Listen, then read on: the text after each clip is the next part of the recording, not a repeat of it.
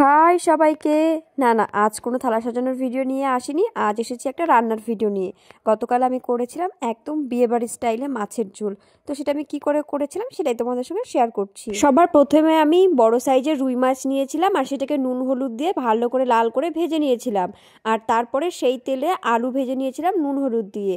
তারপর আলুটাকেও ভালো করে লাল করে ভেজে নিয়ে উঠিয়ে নেওয়ার পর কড়াইয়ে তেল দিয়ে তার মধ্যে দিয়েছিলাম গোটা জিরে, গোটা গরম মশলা, তেজপাতা। তারপরেই দিয়েছিলাম কিছু বাটা মশলা, যেখানে ছিল লঙ্কা, আদা, জিরে, আর তার মধ্যেই দিয়েছিলাম পরিমাণ মতো লবণ, হলুদ দিয়ে ভালো করে সেটাকে কষিয়ে নিয়েছিলাম। এই মশলাটাকে ভালো করে কষাতে কষাতে কিছুটা এই রকম কালার চলে আসবে, দেখতে পাচ্ছ কত সুন্দর কালার এসেছে। আর তারপর সেই গ্রেভিটার মধ্যে আমি দিয়ে দিয়েছিলাম কাজু বাদাম বাটা আর কাঠবাদাম বাটা। তারপরে একটুখানি ভালো করে নাড়িয়ে নিয়ে তার মধ্যে জল দিয়ে দিয়েছিলাম। এরপর জল দিয়ে দেওয়ার পরে মশলাটাকে কিছুক্ষণ কষিয়ে নিয়েছিলাম। তারপরে দিয়ে দিয়েছিলাম ভাজা আলুগুলো কিছুক্ষণ মশলার সঙ্গে ভালো করে কষিয়ে নিতে হবে। তারপরে কয়েকটা আলু এইভাবে করে থেতো করে দিয়ে দিতে হবে, তাতে ঝোলটা গাঢ় হবে আর ভাত মাখালে ভাতটাও বেশ সুন্দর লাগবে দেখতে। তারপরে আমি পরিমাণ মতো জল দিয়ে দিয়েছিলাম। আমি মাছের ঝোলটা একটু পাতলাই করব, তাই একটু জলটা বেশি দিয়েছিলাম। আর একটা কথা বলে রাখি, বিয়ে বাড়ির স্টাইলে মাছের ঝোল করলে সেখানে একটু তেলের পরিমাণটা একটু বেশিই থাকে।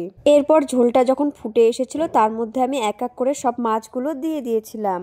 মাছ দেওয়ার পর কিছুক্ষণ ঝোলটা ফুটিয়ে নিয়ে তারপরে নুনটা ঠিকঠাক হয়েছে কিনা দেখে তারপরে নামিয়ে নিয়েছিলাম।